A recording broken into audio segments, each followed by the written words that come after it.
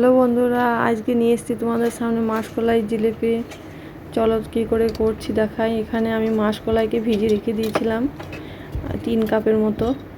এটাকে আমি মিক্সচার মেশিনে পিষে নিচ্ছি। একটু একটু করে পানি দিয়ে আমি এটাকে সুন্দর করে একটা ব্যাটার তৈরি করে নেব। পানিটা বেশি দেবেন না, অল্প পরিমাণ পানি দেবেন। দেখুন আমার ব্যাটারটা কত সুন্দর হয়েছে, স্মুথ। এইরকমভাবে পিষে নেবেন যেন দানা দানা ভাব না থাকে।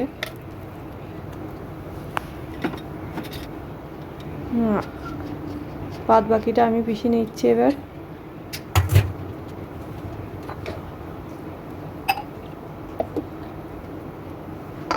এখানে কর্নফ্লাওয়ার আছে, আমি 1 কাপ মতো দিয়ে দিচ্ছি। আপনারা কর্নফ্লাওয়ার না থাকলে আপনারা চালের গুঁড়োও দিতে পারেন। এতে কর্নফ্লাওয়ার দিলে মুচমুচে ভাবটা অনেকক্ষণ থাকবে। এবার ভালো করে ফেটে নিচ্ছি। এটা খুব ভালো করে ফেটে নিতে হবে ধৈর্য ধরে।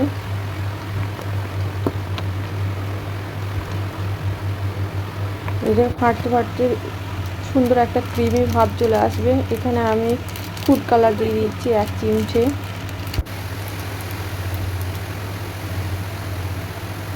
ফুড কালারটা দেওয়ার পর ভালো করে আমি আরও ফেটে নিচ্ছি।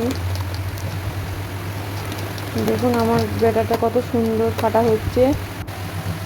এই ফাটা কমপ্লিট হয়ে গেলে আমি একটু পানি দিয়ে চেক করে নেব। এটা ভেসে উঠেছে দেখুন, তার মানে আমার ব্যাটারটা রেডি। এবার আমি পাইপিং ব্যাগে এটা ভরে নিচ্ছি।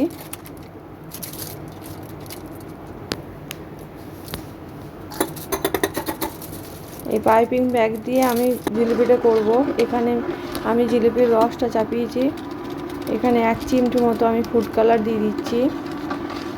জিলিপির রসটা চ্যাটচেটে ভাব করে নেবেন, খুব হালকা করে রাখবেন না।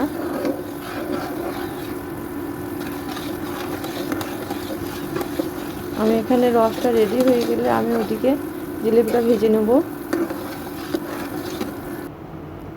এখানে আমি রিফাইন তেল দিয়ে দিচ্ছি জিলিপিটা ভাজানোর জন্য। এবার আমি এই ছাঁকনির সাহায্যে আমি জিলিপিটা ভেজে নেব। দেখুন এই ছাঁকনিটা তেলে ডুবিয়ে থাকতে হবে, কারণ তেল থেকে তুলে নিলে হবে না।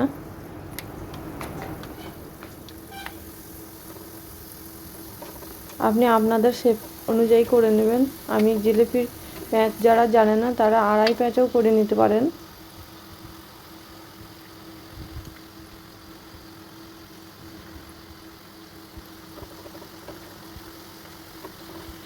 এমনি করে আমি একটা একটা করে ভেজে নেব। যেহেতু আমার কড়াইটা একটু ছোট, এর থেকে বড় কড়াই দিলে আপনারা সুন্দর ভাজতে পারবেন।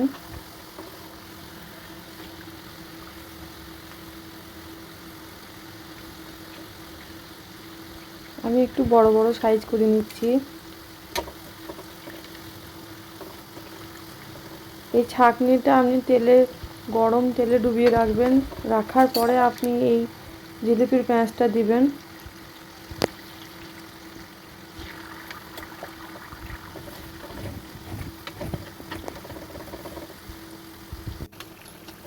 দেখুন আমার হয়ে গেছে।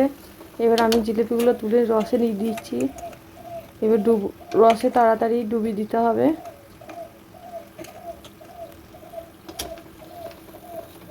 আমি একে একে এরকম করে আমি সমস্ত জিলিপি ভেজে নেব।